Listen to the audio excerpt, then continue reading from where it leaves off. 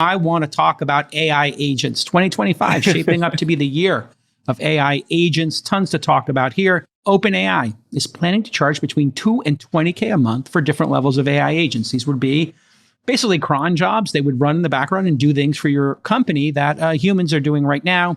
You may have heard of this agentic tool. Again, agentic is just a fancy word for agent, which is a fancy word for like a cron job that just runs perpetually. But that's fine. Yep. And Manus is the company in China that started this. Weirdly, Benchmark invested in it. That's created a whole kerfluffle on the side. And Manus's website has a really good visualization of what these agents would look like. So first of all, I think you're giving a little too much credit to Manus. They didn't come up with the agents, but I do think that they have a very good demo. And it's hard to know exactly how real it is because not everyone's used it. But and it's from China. It's from China. I'll get to that in a second. Yeah. If you go to their website, you can see a bunch of their demos. And I do think that what they deserve credit for is advancing the ball on the UI paradigm. And it's not that other people weren't doing this. I mean, I think notably Anthropic was doing this with its operator product. But the basic idea is that you've got this two-pane view. And in one window, you've got the standard chatbot interface. And then in the other view, you can see what the agent is doing. And that agent has the ability to toggle between currently 4 apps. There's search, browser, code terminal, and document editor. And so when you give Manus a task, the first thing it does is create a to-do list in the document editor. You can kind of see it there. And then it works sequentially to achieve each of those tasks and then puts an X on them there. And you can kind of see it working. And I think what's cool about the demo is just the way that it seamlessly toggles between those 4 apps. And you can see what the AI agent is doing, and it's browsing the internet, it's searching for things, it's writing documents, it's crossing things off its to-do list. Now, I think it's pretty easy to imagine where this goes, which is you'll be able to connect an agent to all of your SaaS apps. So it won't just be 4 applications. It'll now be connected to dozens of applications, including ones that already have your data. And it's going to know what actions it's possible to take in those apps. So when it creates its to-do list, there's a much wider range of things that it can accomplish. And in fact, there's a new standard called MCP, which is taking off like wildfire, which is built specifically to enable agents to connect with applications and understand the data and understand the actions that are possible in those SaaS applications. So look, Manus is just the tip of the iceberg here. I think this will become a very standard UI paradigm. That's the reason why I mention it, not because I am pre-declaring them to be the winner in the space, but just because I think there's a lot of talk about agents, and I think it's hard to conceptualize what that means without just seeing it visually. Great summary there, Sachs. And Aaron, I want to get your thoughts on it because obviously you're running Box and you have your finger on the pulse of this. We actually started building one of these in our venture firm. We have 20,000 applications a year, and we have updates coming in from investments. We are now taking those, Sachs, Aaron, and we are having an agent sort them and then look for competitors and compare them to the last update. And we're looking into our Notion, our Coda, and saying, what other communications have we had? What questions should we ask about the startup and about their strategy? And then we're presenting that in Slack to our team. So this is coming fast and furious. And we spend, I don't know, probably 15 minutes on each of those incoming applications. You start doing the math on that. Talk about 5,000 hours of work. Aaron, what are you seeing on the street? What are you doing at Box in terms of agents landing right now in Q2 of 2025? Yeah, I mean, I think Sachs represented it well, which is you have to now think about AI as effectively being able to do anything on a computer or another piece of software as a human can do. And the little distraction that I think happened 2 years ago after the ChatGPT moment was we sort of thought about that as, oh, we're just going to now do like typing information retrieval. And that's a new paradigm for user interfaces, let's say. So you just like talk to your software and you like search Zillow via chat. That was sort of a little bit of a distraction. That's super helpful, like when you want basic information, lookup or whatnot. The big breakthrough is starting to think through these things as full, effectively, agentic systems that operate on any amount of data, any amount of tools for as long as you want to complete any task that you want. And this is sort of the big year where agents are starting to, enter the vocabulary of enterprises, of IT people, of larger and certainly small organizations. And it kind of requires you to have a little bit of a reset moment on how you think about AI, which is it's not just now a kind of a co-pilot that you talk back and forth with. It's actually something running behind the scenes that's now actually starting to deliver, real automated, kind of work for you. And so lots of implications, like, massive implications to what the software business model is in the future. I would argue, strongly that it's a massive TAM increase, because now software starts to go after labor spend. It completely changes the dynamics of then, how do you build a moat in a world of AI agents? But I think unpack that piece there, yeah. Aaron. You said something very interesting. Thank How software then is going to go over human spend. Yes. Explain that concept. Yeah, Unpack so- it for a second. David and I, we go back way back in SaaS land, but like you used to basically just, you built a piece of software and you sell it for the number of people in the organization. And so, company has 500 employees and you sell that thing for, let's say $10, a user a month, $120 a year, and you make $60,000. And that's kind of the business model. Now, when your software actually brings the underlying workflow to the customer or the underlying outcome to the customer. So, that company might have 10 lawyers. And so previously, if you were selling software for lawyers, you had a maximum amount of 10 seats that you could sell.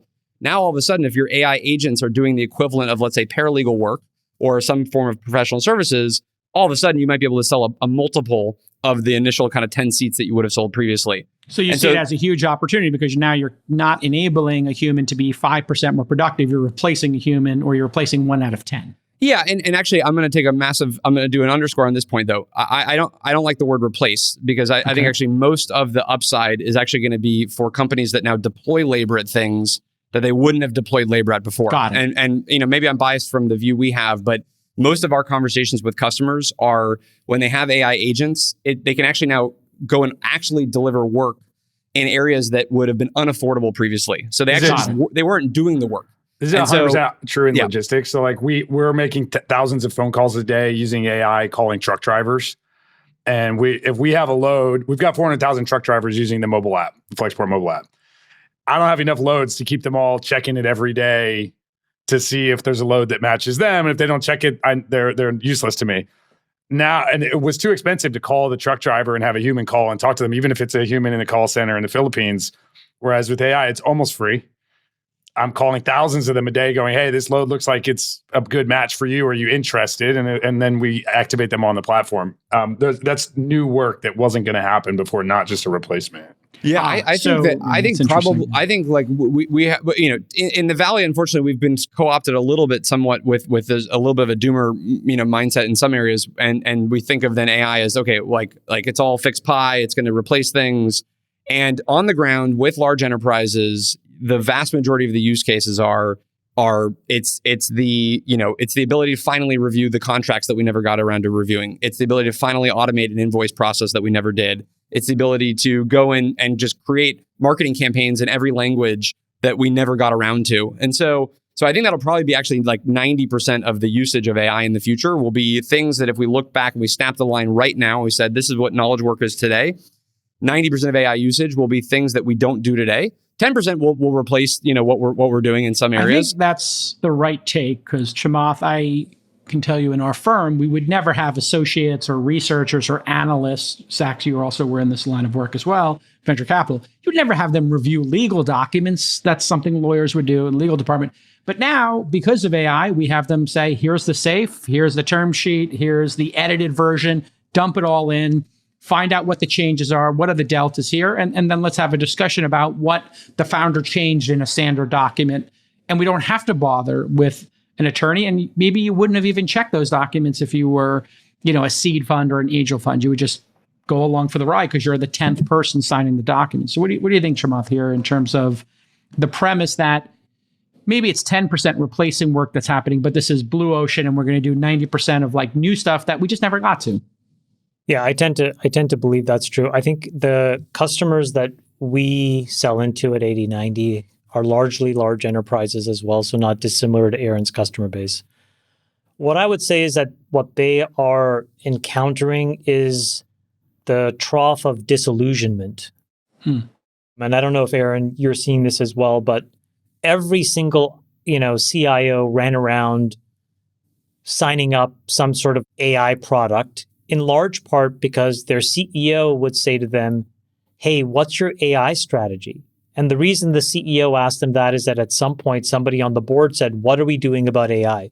So that's the bullshit cascade that we went through in the last 2 years. And I think what has happened now is people have spent billions and billions of dollars. I think you can see it in the revenue traction of the AI companies. But I think where we are today is that there are some real technical complexities that have not been solved. I'll give you an example. We have a lot of customers in regulated industries, which is to say that if you make a mistake, you will get fined or you will get shut down. Life sciences, healthcare, financial services are 3 examples. People still don't seem to appreciate that when you replace software that is deterministic with software that is probabilistic, meaning software that somebody wrote for you, do A, then do B, then do C, with an LLM that can hallucinate, you'll have errors. So what used to be a throwaway thing, which is quality assurance and QA, right? Unit testing, integration testing, is now the only thing that matters. Why? Because if you're a financial services institution and you're supposed to do KYC and hit Borks and now all of a sudden you send a wire somewhere in Syria, guess what? You're in trouble. No bueno. Yeah. If you're a healthcare company and you're supposed to do some clinical diagnosis to send out a drug on time, and you don't do that because the model hallucinates, that's a real problem. And I'm guaranteeing you, we have not seen the class action lawsuits that will come when those errors will eventually be made. They're guaranteed to be made. We just don't know the scope and the scale of them. So that's why I'm sort of this posture where I think we've sold in a ton of promise. I think the reality is much more tactical. It's a little bit more banal. Mm-hmm. I think we're sorting through the exact use cases where you can put guardrails around these error rates where it's okay and tolerable. Like Brian will probably tell you, there's some number of phone calls that just sound totally fakaked, but he's okay with that because the broader thing is okay. And Aaron will probably... So I don't know. So I what won't let it talk to my customers though. I have it calling truck drivers to offer them loads, but I'm not having to talk to my customer. Sorry, I meant your truck drivers. But my point just is that I think agents are real, but I think that we are far away from that because we're still at the phase of how do you build reliable software in production for an enterprise versus the toy apps that you see on the internet, which is like, let me vibe code something. I think these things are worlds apart still. Okay, so let me get Saxon on here. And just to inform the audience, you heard Trow of Disillusionment. This comes from the Hype Cycle. This is something Gartner has been talked about for a long time. So in case you're taking it for granted, and if you're watching, you have some sort of technology trigger like agents. You have this like peak of inflated expectations. Now we're in the Trow of Disillusionment. Hey, this stuff doesn't work. It's hallucinating. But we're kind of going up that it slope works. It just doesn't work. It doesn't say we're on the slope of enlightenment, I think. I don't see the disillusionment. I don't know where this is coming from. I don't even think we're at the peak yet. Oh, okay. So you think we're still going up? Because a lot of people, to Shamat's point, were buying stuff and saying, "Hey, it doesn't work," and now we're in the messy middle. Let me say it differently, Sax. I think we have not yet figured out how to move the budgets from experimentation almost there to mainline production. You can do it. Meaning, where large chunks of the U.S. economy are comfortable enough with the ways in which hallucinations are managed, such that they will replace legacy deterministic code with this new probabilistic model generated code, meaning model enabled code. Let's just put it that way. Where are we on the slope here? Yeah. Look, I would separate change management issues, which are always going to be important, and there's always going to be big ones whenever there's a big disruption, especially in enterprise and especially around compliance and legal and all that kind of stuff. I would separate that from the impact of the underlying technology trend. And I don't think the impact has come anywhere close to peaking yet. And in fact, I would say the rate of progress is exponential right now on at least 3 key dimensions. So number one is the algorithms themselves. The models are improving at a rate of, 3 to 4 times a year. They're not just getting faster and better, but qualitatively they're different. Remember, we started with pure LLM chatbots, then we went to reasoning models, And the difference there is with a chatbot, it's like kind of a smart PhD or college student giving you an answer off the top of their heads. The reasoning models, it's more like the PhD saying, okay, let me go off and think about that. Let me do a project on that. And it could work for 30 seconds or a couple of minutes. I mean, as much compute as you want to throw at it. And it will break down your complicated question into a bunch of sub-questions, and then it'll try different approaches. And it can validate some of those approaches and come back to you with a much more impressive answer. And if you've been using like the Grok 3 Deep Research or the new ChatGPT o3 to do these types of new reasoning models, it's pretty mind-blowing what they're capable of. Have we even come close to figuring out how to tap the potential there, especially in an enterprise context? No. But my point is that the rate of progress on the algorithms is, again, 3 to 4 times a year. Let me just pull up here. Okay. Yeah. Okay, go finish your thoughts, Sachs, and then I'll take it and pass it. Go ahead. Well, I was trying to lay out the dimensions of which progress is proceeding exponentially. Okay, so one is the algorithms, okay, which is not just quantitative, it's also qualitative. We didn't even get to the agents part of it yet, but that's the next big leap after reasoning models. We're just starting to scratch the surface there. Then you've got the chips. I mean, the chips are getting better at, 3 to 4x a year. We've gone from, the H100 to the H200. Now we're on the GB200. We'll be at GB300 soon. We'll be onto Rubin. 3 times better per year, or they get better 3 times per year? No. They're getting the chips themselves, depending on how you measure it. Each generation of chips is probably 3 or 4 times better than the last. Okay. And NVIDIA is back to rolling out new generation of products roughly annually. And I'm just using them as one example. Obviously, there are other companies as well. So basically, the leap from Hopper to Blackwell to Rubin, I guess, will be in next year. And then I think Feynman's coming after that. I mean, really an astounding rate of progress. It's not just the individual chips that are getting better. They're figuring out how to network them together, like with NVL72. It's like a rack system to create much better performance at the data center level. And that would be like the third area where you're seeing basically exponential progress. Just look at the number of GPUs that are being deployed in data centers. So when Elon first started training Grok, I think they had maybe 100,000 GPUs. Colossus was 100,000, correct? Right. Target now they're up reached. to 300,000. They're on the way to 1 million. Same thing with OpenAI's data centers, Stargate.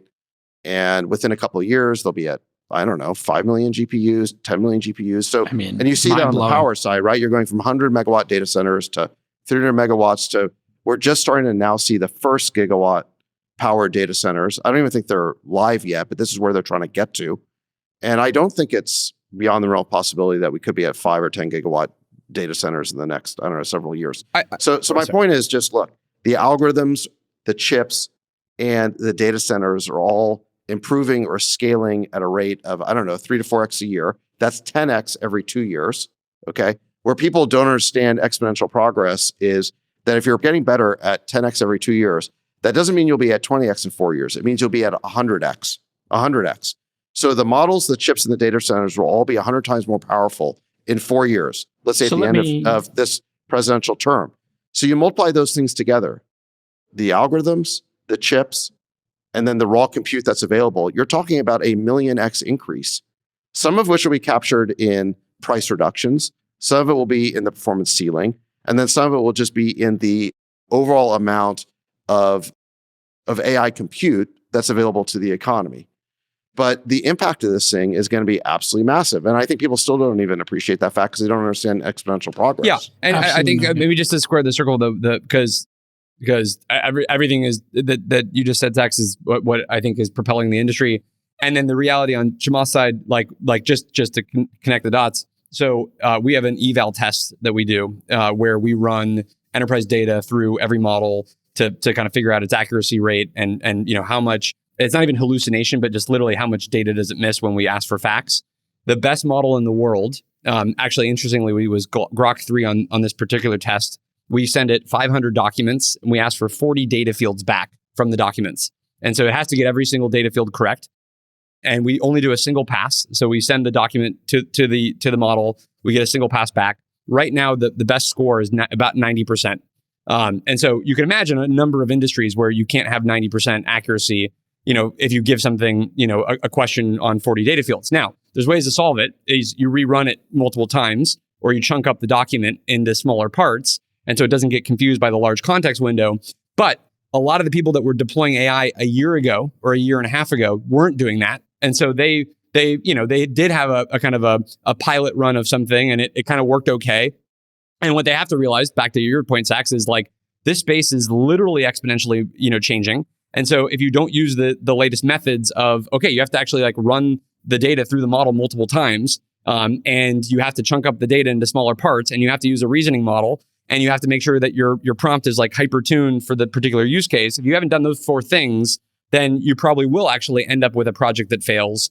And even so, even when you do all those things for even harder problems, you're still going to run into issues. So I think the challenge is that everybody's running 1,000,000 miles an hour right now, and they're trying a lot of things. Some work, some don't work. At the same time that the space is actually changing at a pretty kind of crazy rate. And let's take a look at our partner Polymarket and which company they think will have the best AI model by the end of 2025, and get feedback from our panel on if you think this is accurate and who you would pick here. Looks like Google is in the lead here. 41% of people believe that they will have the best AI model by the end of 2025. I think the question is, what is the dimension? Like, we use Gemini. So for many tasks at 8090, we use Gemini. It's incredible. But for most of our code gen, we use Anthropic, and Claude kicks ass.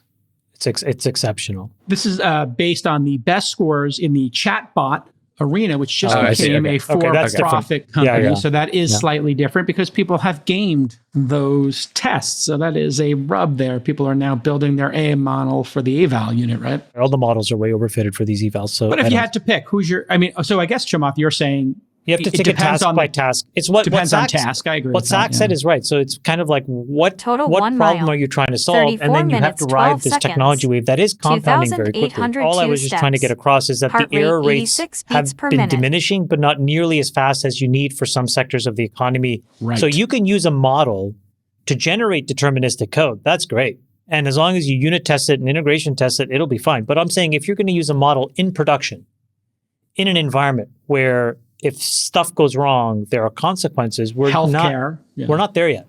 Right. And you don't want to use this for healthcare yet, but you could use it for writing or writing jokes or maybe tagging a file. That's too binary. Like it's already used right now in healthcare, but it's just the doctor's meeting notes that would normally take 30 minutes to go and transcribe. Yeah. So you can't be too black and white on that one. Yeah. What's happening right now, the reason why the progress is so rapid in coding assistance, and I think you're right that Anthropic with was it Claude 3.7? Claude, Sonnet 3.7, Yeah, I think they're the leader. And in fact, I think the Manus demo that we showed, it's not entirely a wrapper on Claude because they do a number of different things, but I think they are significantly using Anthropic for the code assistant part of it. In any event, the reason why the progress is so rapid with coding is because code compiles and you can determine objectively whether it works or not. You can validate it.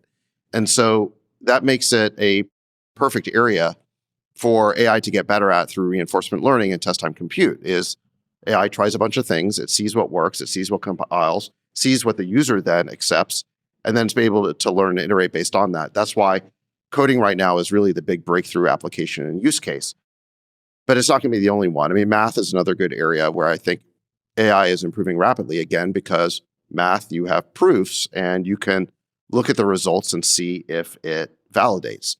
Now, I think one of the big questions in terms of AI progress is how extensible is the progress to other areas that don't easily validate that way? So, for example, legal work is, I think, a really good area for AI, but how do you validate that is correct? You would have to go to a court, right? The court is the compiler, like a lawsuit is the compiler, or maybe the laws. Or you could hire like 1,000 lawyers or experts in the area to basically do, reinforcement learning. Which people are doing. People are doing it, but it's not like a compiler, to your point. It's not like a math proof. The progress isn't going to be as rapid because it's harder to validate. But absolutely. But my guess is that once they figure out how to nail coding, math, and the things that are easily validated, they can move to the things that are harder to validate. But I think this is one of the big questions is whether I think people just kind of assume that AI progress will be, equally fast in all areas. And I think it's possible that AI gets really good in some areas, better than human. but it's sort of childlike in other areas. And Narrow that's a possible tasks outcome. is, like, I think your point, right? Like with a finite answer or an answer we know is the definitive Well, this answer. is but this is the important thing about the agent kind of, let's just say framework or architecture, momentum was instead of just saying, okay, we're going to do a single pass through the model and then whatever it comes back with is we're going to be satisfied. The legal work might be reviewed by another agent whose job is to review legal work. And so we can just throw more and more compute at the problem. And we're just early in figuring out how to architect those. Or multiple models, right? You could have so Claude you check, would have Anthropics. exactly. You could have Anthropic check, And then- ChatGPT check, Gemini. Yeah. When you have some anomaly, it spits back out to the user. So human in the loop still matters in this type of process. In the early days of OCR, you would have a computer say, here's the characters in this legal document. Then you'd have two humans type it in, and then you would get a certain level of certainty. Yeah. You'll quickly find that when you layer these models on top of each other, the test time compute costs are astronomical. Yep. And Aaron's probably dealt with this. It's like I get a bill from AWS and it's like, oh, wait, hold on a second. I just, per 100,000 this month? What's going on? So Right. you have to get to the Well, bottom. that, by the way, is another major trend line, which is that the new applications that we talked about are all much more token intensive. So we went from basic LLMs, Totally. which don't require that many tokens to give you an answer, to the reasoning model, where you can spend 1,000 times more tokens just getting one answer to a question. And now the agents are going to be even more token intensive than that. So the amount of compute required to serve all these new applications is going to be massive, which is why I think the CapEx build out actually makes sense. When you do a deep research, to your point, David, you're firing off maybe 200 queries and it's asking them, the AI is saying, hey, what query should I ask on behalf of the user? And then you go down that rabbit hole. It's basically like doing 200 of them at once. Ryan, your thoughts here on AI first companies and agentic computing? Well, the one that I really wanted to tie back to is actually our earlier conversation on tariffs. And there's a very real use case of LLMs is how do you classify a product? And you'd like to get to what we see today. When we did our first machine learning based natural language classification of a product, you take a product URL listing page, a Shopify page or Amazon page and say, hey, what classification code is this? What duty is owed? 6 years ago in a hackathon, we got to like 70% accuracy. We're now in high 90s accuracy versus what a human trained expert will get to. But you actually get to it, which is not good enough. You're wrong 3% of the time. You might have committed a violation of the law for sure. But actually, what is truth in that regard? There's a lot of gray area in this. And truth ultimately is, what does customs say? What does the CBP determine is correct? And those guys are using software Right. that's a very simple algorithm, and it's a decision tree that's going, okay, is it a shoe? Yes. Is the top made of leather? Yes. Is the bottom made of rubber? And they just go through a very simple, and that outputs it. So on some level, if you convince the government to use your LLM, it becomes true, whether it's true or not. I think there's going to be some interesting cases like that we haven't really thought through of, like, when does the government adopt these to be the source of truth? Okay, all of this speaks to this thing that's going to sound totally esoteric, but like we all used to shit on QA, right? Like the least talented engineers were allocated to QA. I think in the world of AI, it'll end up being the most talented. We internally at 8090, we call it improvement engineering, and it's a total specialty. It's similar to when I kind of coined the growth team at Facebook. I feel it's the same kind of moment. That's where cool. Improvement engineering is really the skill that translates toy apps and vibe coding into something that's very practical and real. And and my team and the leader of this team, he's like steeped in things like Japanese kata management from like Toyota and quality systems. And these are all the things that matter when you're trying to just shrink the error rate down to zero so that you can use it in a reliable way. And also to document it so that if people want to question what happened or have recompense or some way to come back and say, hey, that really harmed me. How do you even do that? Like these are all very complicated issues that will get sorted out. Super, I think, interesting.